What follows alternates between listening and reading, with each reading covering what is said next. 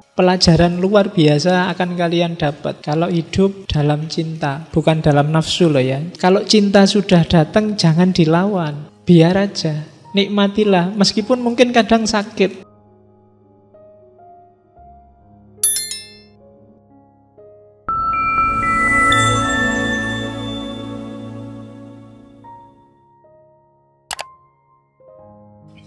Oke, bismillah. Assalamualaikum warahmatullahi wabarakatuh. Bismillahirrahmanirrahim. Alhamdulillahi rabbil alamin. Wa bihi nasta'inu ala umurid dunya waddin.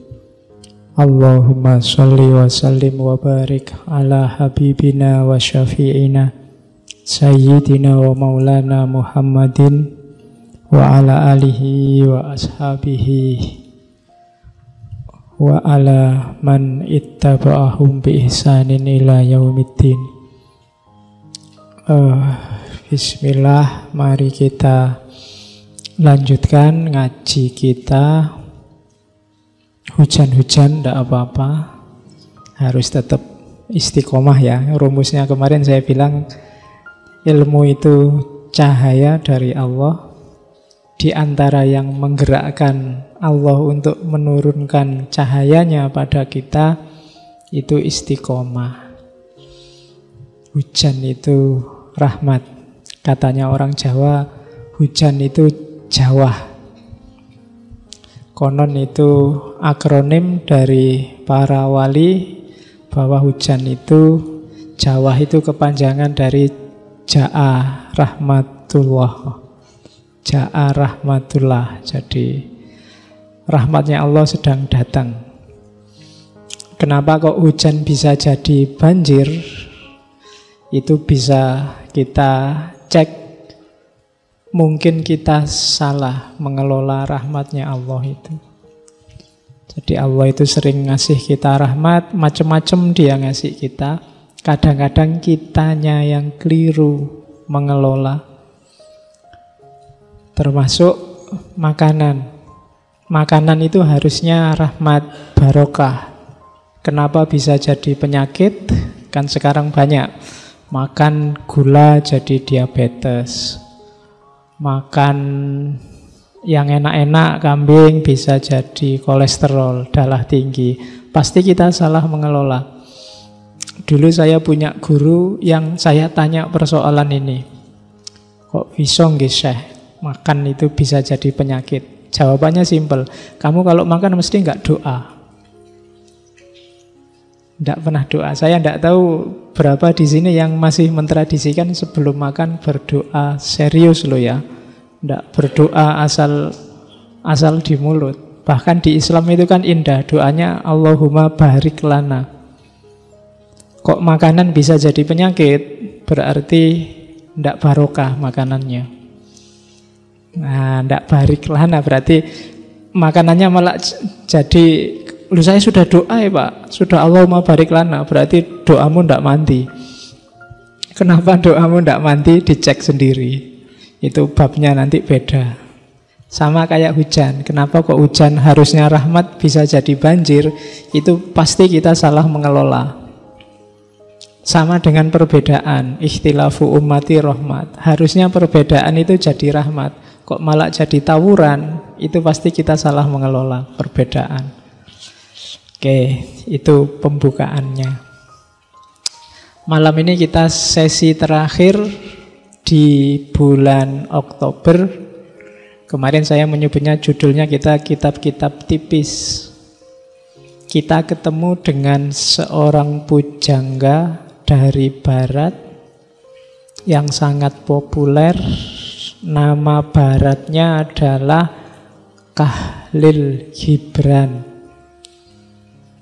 Itu kalau pakai bahasa Arab, nama aslinya adalah Jubron sebenarnya. Asli Libanon. Jubron, Khalil Jubron.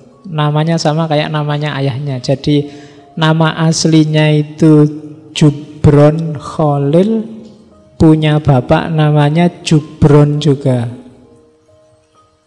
Ya ditulis dalam bahasa Latinnya biasanya pakai Gibran. Nanti nama Khalil Gibran itu gelar apa? Sesuai dialek lahjahnya orang Amerika. Karena Khalil Gibran ini hidupnya di Amerika, di New York. Dulu saya lupa, tahun 2016 juga saya ngangkat Khalil Gibran di sesi para pujangga. Tokoh-tokoh pujangga antara lain kemarin kita ngangkat Khalil Gibran. Jadi saya tidak akan ngomong banyak lagi untuk mengantarkan beliau. Biar nggak menghabiskan waktu, langsung kita jujuk saja The Prophet-nya. Jadi The Prophet ini salah satu bukunya Khalil Gibran yang paling laris. Tahun 2012 kemarin itu habis copyright-nya. Jadi sekarang siapa saja boleh kalau mau menerjemahkan, mau menyebarluaskan. Itu sudah dicetak di penerbit aslinya saja sebelum diterjemah itu sekitar 2.300.000 eksemplar. Ya, ojo dipadake buku yang tak tumpuk di situ. Yang teman-teman naruh di situ ya buku filosof, buku thinking skill itu 200 wae ra ngentekke. Iki 2 juta loh. Itu di edisi penerbit resminya namanya Prometheus dan sudah diterjemahkan di 40 bahasa. Kalau ada yang mau menerjemahkan boleh. Yang belum bahasa Jawa, bahasa Sunda, bahasa tidak apa-apa toh. Isinya bagus. Meskipun ini bukan karya pertanyaannya Khalil Gibran, tapi ini karya yang paling terkenal dari Khalil Gibran. Sudah difilmkan. Ini logonya agak bagus. Saya sebenarnya motong logonya filmnya. Cuma filmnya animasi. Animasi serial. Nanti tiap bab diambil satu seri dengan direktur yang berbeda. Judulnya sama, The Prophet. Produsernya adalah artis seksi namanya Salma Hayek. Ya, kalian mesti kenal lah yang bangsa seksi-seksi itu kan wawasanmu lebih luas daripada aku ya. Jadi kalau ada yang mau, kemarin 2014 keluarnya serial itu belum nyampe di Indonesia, bajakannya tak cari nggak ada. Karena mungkin pembajak di Indonesia tidak tertarik. Opo film kok The Prophet. Jadi The Prophet ini mengisahkan ada penyair, sastrawan, ilmuwan, filosof, sekaligus politikus yang diasingkan di satu pulau, namanya Pulau Orpheus. Nah, ceritanya The Prophet diawali ketika The Prophet ini namanya Al-Mustafa. Dan nggak usah heran, jangan-jangan itu mau nyinggung-nyinggung Islam Nabi Muhammad. Mungkin iya. Karena Khalil Gibran di antara yang sangat mempengaruhinya adalah Islam. Dengan ajaran sufistiknya. Itu yang sangat berpengaruh di Gibran. Meskipun dia aslinya seorang Kristen, alirannya namanya aliran Maronit di Libanon. Dan nanti pada akhirnya sebenarnya dia appreciate pada semua agama, khususnya di level spiritualnya. Itu Khalil Gibran. Jadi di Islamnya dia sangat banyak konotasinya dalam pikiran-pikirannya. Karena memang ya mungkin masuk daerah Timur Tengah, Libanon. Ya seperti saya bilang dulu, bayangkanlah Khalil Gibran ini orang yang pendiam, introvert, terus apalagi ndak banyak ngomong. Ya pendiam ya ndak banyak ngomong. Masuk ngomong pendiam cerewet. Kan ada yang bilang gitu, saya itu aslinya pendiam loh Pak, tapi ya cerewet podo wae. Nah, jadi dia ini pendiam, cerita hidupnya agak nggak enak memang, agak tragis. Jadi yatim piatu sejak kecil, yang membiayai hidupnya kakaknya dari suami ibunya yang pertama. Suami ibunya ini anaknya pendeta, kalau bapaknya ini pekerja serabutan.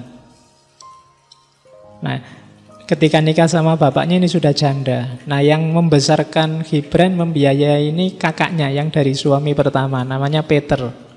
Nanti Khalil Gibran punya 2 adik perempuan, namanya Sultana dan Mariana.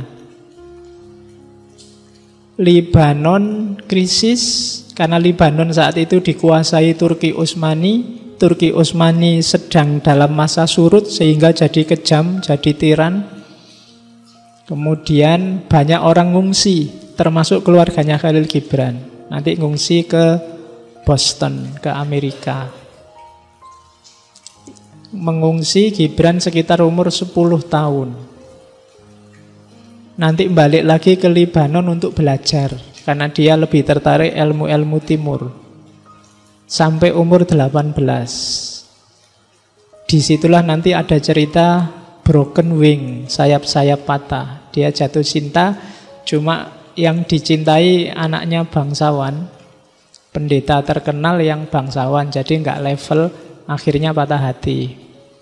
Jadilah buku Sayap-sayap Patah. Itu umur 17 loh ya, 18. Jadi umur 18 sudah jatuh cinta, patah hati, tapi menghasilkan buku. Terus ya enggak usah dibandingkan sama kalian ya, kalian jatuh cintanya aja kan belum, masa mau nulis buku. Terus pulang ke Amerika umur 19.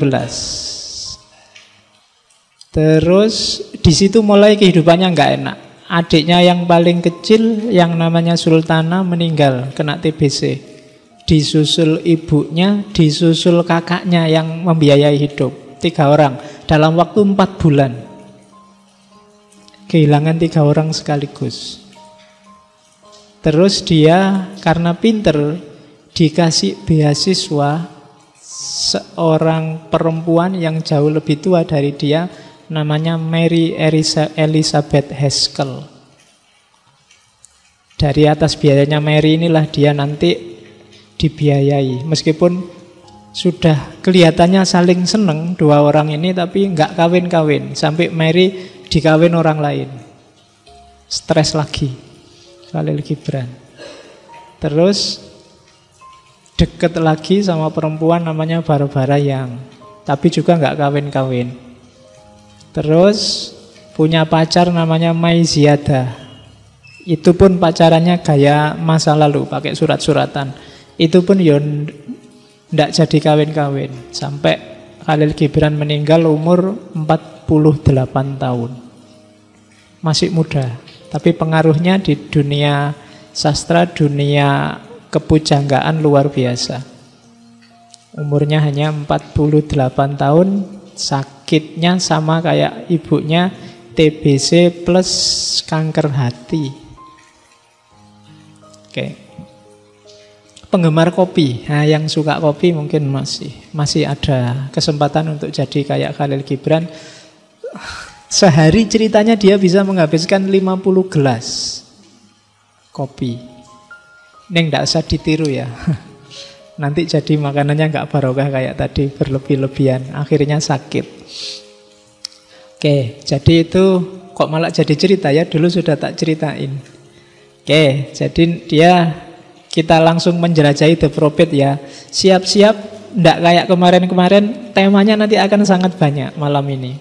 Kita semacam mengambil satu-satu hikmah-hikmah dari tulisan, dari bab-bab yang ada di The Prophet. Itu ada sekitar 26 bab, 26 puisi, 26 judul, macam-macam. Ada makan, ada kebebasan, ada macam-macam. Nanti kita lihat satu-satu. Meskipun tidak mungkin saya ngomong ke 26-nya, ada 1-2 yang saya tinggal, ada 1-2 yang saya ngomongnya agak panjang. Pertimbangannya yo sak isaku wae. Sak minatku ya. Jadi enggak, Pak kok yang tema ini ditinggal, ya wacanen dhewe. Ya. Pokoknya ini ndak pesenan. Kan rumusnya ngaji ini kan pakai teorinya Bushido Jepang kemarin kan. Isaku iki. Jadi yo isaku ya cuma ya ini. Jadi kalau kamu pengen lebih dalam, belajarlah sendiri. Oke, bismillah ya. Kita buka dari bab pertama, The Prophet. Datangnya kapal. Ini maksudnya kapal menjemput Al-Mustafa untuk kembali lagi ke kampung halamannya. Cuma saat dia mau kembali, orang-orang yang di tempat pengasingannya dia semuanya berbondong-bondong pengen melepas, dan berat sekali melepas orang besar, orang agung yang namanya Al-Mustafa ini. Kalimat-kalimatnya bagus. Al-Mustafa yang terpilih dan terkasih, laksana fajar di zamannya. 12 tahun lamanya terdampar di kota Orphalis. Kini menanti kapalnya tiba, membawanya pulang ke pangkuan bumi kelahirannya. Titik-titik itu berarti ada yang saya loncati. Itu nanti orang-orang pada datang semua, tanya macam-macam. Intinya berat sekali kalau mau ditinggalkan Al-Mustafa. Terus Al-Mustafa bilang, aku si pencari kesunyian. Mustika apakah yang telah kutemukan di dalamnya yang patut kuwariskan? Apabila hari ini saatku mengetam, di ladang manakah dulu kusebarkan benih-benihku? Serta musim apakah yang terlupa? Jadi ini dia mau ngomong, selama ini aku itu diem, mencari kesunyian. Yang masyarakat juga diem aja, nggak mau tanya macam-macam, nggak mau belajar macam-macam. Lah kok sekarang aku mau pergi, berbondong-bondong menahanku pergi. Kalau ini kebaikan, kapan aku menanam kebaikan itu? Itu maunya Al-Mustafa. Ini sebenarnya sindiran bagi kita dalam hidup kita. Itu sebenarnya sering sekali mungkin guru, mungkin buku, mungkin ajaran yang berseliweran lewat di depan kita dan kita cuekin. Banyak orang pinter, banyak orang luar biasa, kita cuekin. Begitu mereka mau pergi, kita baru, kok sudah pergi ya. Ceritanya banyak. Sekarang yang sering ziarah ke Gus Dur, mewali-walikan Gus Dur, mungkin dulu waktu Gus Dur diturunkan dia yang paling getol mengkritik, mendemo. Begitu pergi sekarang, kok sudah pergi ya. Banyak ulama, banyak orang pinter, banyak orang agung yang dalam hidup kita lewat begitu saja dan kita tidak mengambil manfaat apa-apa. Kita sering kaget, iya ya, eman-eman, coba dulu, selalu begitu. Dan itu tabiat manusia. Jadi satu bait itu menurutku maknanya ke situ. Bait kedua dia ngomong, jika inilah waktunya ku angkat lentera, nyala di dalamnya bukanlah dariku. Kosong dan gelap ku acungkan, penjaga malamlah penyulut sumbu, setelah minyaknya dipenuhkan pula. Nah ini kerendah hatian seorang guru, orang yang levelnya nyampe ke kesadaran ketuhanan, bahwa ya sudah, kalau memang sekarang saatnya aku ngasih banyak petuah, tak kasih petuah. Cuma aku ini kayak orang yang ngasih lampu. Lampu ini dia menyala, bikin kamu terang atau enggak tergantung aku. Tapi penjaga malam, ya kalau di Islam, ya saya bilang tadi Allah yang ngasih cahaya. Dan Allah juga yang memenuhkan minyaknya. Jadi itu gambarannya Gibran, dia mau ngomong, kalau memang ajaran-ajaran yang tak sampaikan ini bisa mencerahkanmu, itu bukan dari aku, tapi dari yang menyalakan lampu. Dan bukan aku cuma nadongke lampu gini dok. Ya kalau analoginya ngaji malam ini, tiap malam Kamis kamu tak kasih lampu-lampu yang entah bermanfaat entah enggak. Lampu yang tak kasih padamu itu bisa menerangi hidupmu apa enggak, tergantung si penyala lampu. Tergantung Allah. Jadi di antara sekian, mungkin sudah 100 berapa kita ngaji itu, mungkin ada salah satu yang lampunya menyala, bikin kamu naik level kesadarannya, bikin kamu tercerahkan. Nah itu alhamdulillah. Kalau enggak, ya ditunggu aja. Sopo ngerti lampu-lampu yang akan datang bisa bikin hidupmu cerah. Ya enggak cuma ngaji ini, semua ngaji, semua kajian. Mungkin justru bukan lampu ini, tapi dari lampu-lampu yang dibawa ustadz-ustadz di TV itu. Mungkin lampunya Mama Dede, lampunya Ustadz Maulana, apa lampunya sopono yang di TV-TV itu. Lu sopo ngerti? Oke, saya pagi-pagi mendengarkan Mama Dede dapat pencerahan luar biasa. Ada ibu-ibu yang tanya, "Mama, suamiku kawin lagi." Mama Dede jawabannya, "Ibu yang salah. Kenapa sampai bisa suaminya tertarik ke wanita yang lain? Tidak tertarik ke ibu saja." Jawabannya ampuh itu. Ada orang curhat malah dimarahi. Ya, malah. Loh kan kamu tidak mikir kan, biasanya kalau ada orang tanya suamiku nikah lagi, kan yang dimarah-marahi yang nikah lagi. Ternyata bisa juga yang dijawab, yang dimarah-marahi yang ngadu suaminya nikah lagi. Mungkin memang ada loh dimensi itunya. Kenapa kok bisa sampai suaminya nggak betah di rumah? Mbok dibikin betah. Loh itu sudut pandang yang khas. Mungkin kamu nggak mikir ke situ. Tapi Mama Dede bisa mikir ke situ. Padahal dia perempuan. Nah, itu kan khas. Nah, yang paling benar yang mana ya tetap lihat situasi. Tapi kan ini namanya sudut pandang yang berbeda. Ya lumayan kan dari Mama Dede dapat lampu kecil, wawasan yang baru. Oke, hari ini kan kita suka ngeritik tuh, apa-apa dikritik, semuanya disalah-salahkan. Nggak, ambil manfaat dari apa saja yang bisa kamu ambil.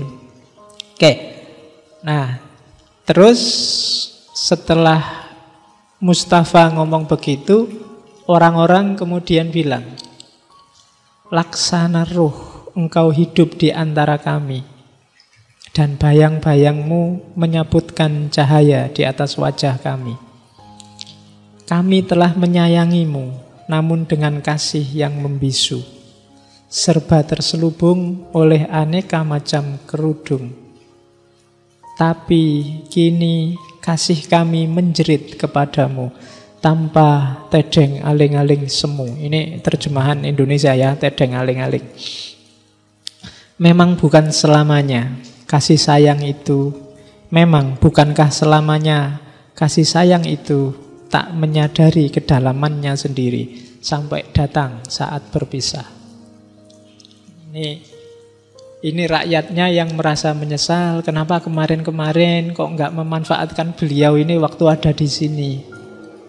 Ya kayak kamu yang sekarang nyesal, kenapa dulu nggak tak tembak waktu SMA ya. Sekarang sudah hilang, sekarang sudah mau lulus. Kenapa kok kemarin tak biarin aja, padahal itu kemarin kesempatan baik loh ya. Sekarang kok lewat, yuk salahmu sendiri. Orang sering gitu. Berharganya sesuatu kadang-kadang baru muncul ketika sesuatunya mau hilang atau sudah hilang. Ketika mau perpisahan baru, waduh, kita mau berpisah ini gimana. Padahal kemarin-kemarin ngapain aja. Jadi itu bab pertama, datangnya kapal. Kita masuk ke bab kedua, bab selanjutnya. Ini yang paling kamu cari biasanya. Memang kalimatnya paling terkenal bagian ini. Cuma banyak orang salah paham. Biasanya bagi yang mau romantis-romantisan kalimat ini dikutip. Ya, meskipun tidak punya pacar. Tadi tak lihat di Facebook juga banyak yang bikin puisi cinta-cinta. Meskipun saya ragu yang bikin puisi duwe pacar apa ora. Oke. Apabila cinta memanggilmu, ikutilah dia, walau terjar berliku-liku jalannya. Dan apabila sayapnya merangkulmu, pasrahlah serta menyerahlah, walau pedang tersembunyi di sela sayap itu melukaimu. Dan jika dia bicara kepadamu, percayalah, walau ucapannya membuyarkan mimpimu, bagai angin utara menghancurkan, melantakkan taman kota. Sebab sebagaimana cinta memahkotaimu, demikian pula dia menyalipmu. Demi pertumbuhanmu, begitu pula demi pemangkasanmu. Jadi catatan pertama dari bait ini, yang pertama, cinta itu datang, tidak bisa dicari, tidak bisa dikejar. Kan ada istilah mencari cinta, mengejar cinta. Susah. Kenapa? Cinta itu sifatnya datang. Makanya orang selalu jatuh. Di Indonesia kan bahasanya jatuh cinta. Kalau dalam sufi, cinta itu ahwal. Dia bukan makom. Tidak diusahakan tapi datang. Ya kalau di sufi ya itu anugerah dari Allah. Ahwal itu kan dikasih oleh Allah. Ya kalau yang di luar sufi itu sifatnya intuitif. Dia datang ke dalam dirimu. Tidak bisa diteorikan, tidak bisa diakal. Biar aja, nikmatilah. Meskipun mungkin kadang sakit. Jadi kalau cinta sudah datang jangan dilawan. Aku kok ya jatuh cinta sama pacari temenku toh yo. Ada yang kayak gitu ndak? Aku kok jatuh cinta sama yang itu ya, ndak level nanti. Aduh, piye yo. Atau aku ini ganteng ya, aku kok malah punya rasa terhadap ini ya, levelnya jauh ya. Loh, katanya Gibran, kalau cinta sudah datang jangan dilawan, menyerahlah saja. Apabila cinta memanggilmu, ikuti saja. Kenapa? Untungnya nanti banyak. Cinta itu bisa memahkotaimu, bisa menyalipmu. Tapi apakah dia memahkotaimu atau menyalipmu, kamu akan tersucikan oleh cinta. Pelajaran luar biasa akan kalian dapat kalau hidup dalam cinta, bukan dalam nafsu loh ya, cinta. Cinta itu gini, yang jatuh cinta mesti ngerti. Ketika kita jatuh cinta, kayak di lagu-lagu itu, hidup kita kayak hilang. Yang ada yang kita cintai. Mau makan yang diinget-inget, yang dicintai. Mau tidur aja WA-an gak habis-habis. Udah tidur? Belum. I miss you too. I miss you too. Sampai jam 12 malam masih gitu terus. Jalan-jalan di mall, lihat baju-baju, mungkin yang dilihat bukan aku pingin baju apa, tapi kira-kira pacarku pantasnya baju yang kayak gimana ya. Ya kan? Kalau makan di warung, wah ini kalau tak beli ini seneng mesti pacarku. Senengannya memang makanan kayak gini. Selalu dia. Tidak pernah aku. Makanya nanti Ghazali sangat merekomendasi hubungan kita sama Allah itu jangan hubungan kayak juragan sama buruh, tapi hubungan cinta. Kalau kamu bisa jatuh cinta sama Allah luar biasa. Di situ iman jadi manis rasanya. Iman jadi nikmat. Jadi kalau cinta datang jangan dilawan. Mungkin kamu dulu kuliah punya prinsip, pokoknya saya tidak akan pacaran. Pacaran ganggu kuliah. Tapi kalau kamu jatuh cinta dan kamu lawan, akan lebih ganggu kuliah. Kalau nggak percaya, cobaan. Oke, ya pura-pura lah jatuh cinta sama siapa gitu nanti. Ya.